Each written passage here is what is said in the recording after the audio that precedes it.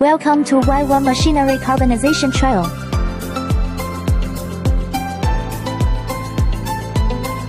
The raw material is rice husk. Now the carbonization process is underway.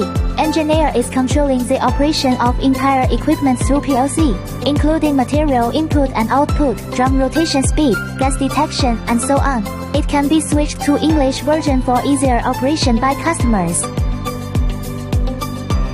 The syngas is passed through the purification and cooling system.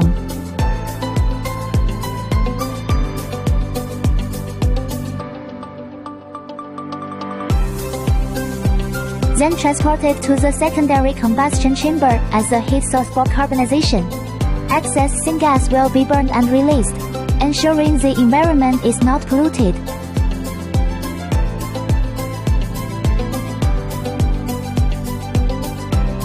Tar was successfully discharged and did not cause any blockage in the pipes.